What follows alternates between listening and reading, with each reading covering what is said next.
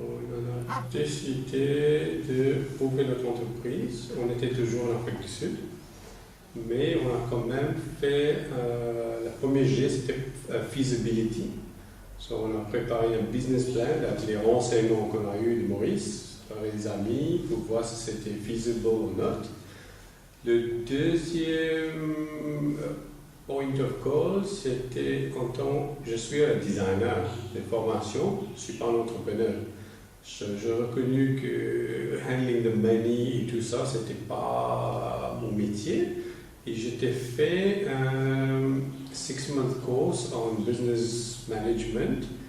And what it was actually, you could take the course and apply for a loan. So in that 6 months, you had to prepare your business plan. And basically, if you got the loan, you passed. If you didn't get the loan, you failed. The most important thing that I learned there was cash flow.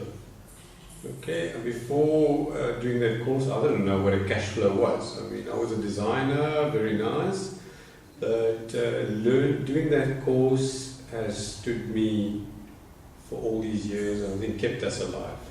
Pour rouler un business, c'est bien important d'assigner des tâches à tout un chacun. Au départ du business, on a décidé tout de suite qui allait faire quoi, c'est très important. Bon, elle et moi, on est mariés dans la vie, mais au sein du business, on est partenaires et ça n'a rien à voir avec le côté de la relation époux-épouse, ça a plutôt à voir avec la relation qui fait quoi et qui fait son métier.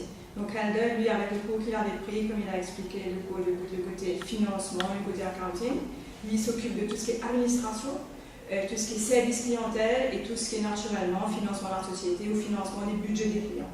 Par contre, moi je m'occupe de tout ce qui est création et je m'occupe à ce moment-là de l'équipe qui travaille avec moi. On s'occupe de la stratégie de communication, la mise en place de la créativité au sein de l'agence. Donc c'est comme ça que c'est divisé et c'est comme ça que ça marche. Toutes les décisions qui ont besoin d'être prises sont prises chacun à notre niveau, mais en même temps on se rejoint pour faire rouler les stratégies ou pour faire rouler la boîte, le business.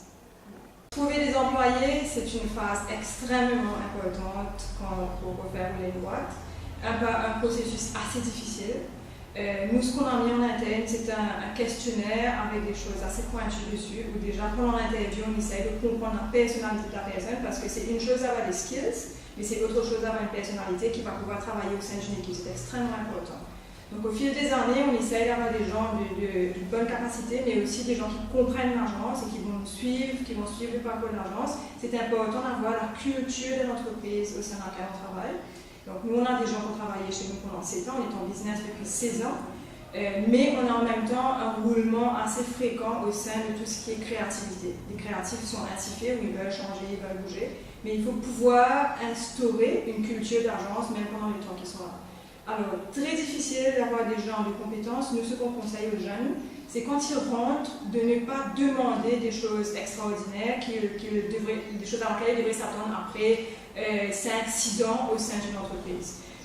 Rester humble et pouvoir montrer ce qu'on a à apporter à l'entreprise. Bien important. Ce n'est pas demander tout le temps. Qu'est-ce que nous, on peut donner à l'entreprise? I think during that is HR is not an easy task. You're talking about human emotions, you're talking about being sick, walking in, they've had a bad day, they bring it to the office. So managing all the HR is a full-time job and not to be taken lightly because you're only as good as your team is. So my advice is do it well. So would we redo it again? Yes, it's been a lot of fun, a lot of passion in it. One bit of advice, well, when we started, of course you're not going to start a business and it's going to work immediately. We had a contingency plan of between 6 to 12 months of financial backup without work. So we could run 1 year before we had our first client. Lucky for us, it was 6 months and we started, and business we've been busy since then, thank God. But yes, I would tell you, don't rush into anything. Get the necessary experience. Don't think because you've worked at a company for 3 months that you can go and start a business. There's a lot of facets to a business. get advice. I had no problem asking all my friends, my family for advice. I'm still asking for advice. So don't be afraid to ask. Mais restez focus et restez passionné parce que c'est pas simple, c'est pas difficile. Elle a parlé des premiers 6 mois. Les premiers 6 mois, c'était extrêmement dur. C'est-à-dire d'un jour à l'autre, on ne sait pas si on va avoir du pain sur la table pour manger ou pas. Mais on mange sa margosse, on mange ce qu'il faut, on met les heures qu'il faut. On ne dort pas, très souvent on ne dort pas.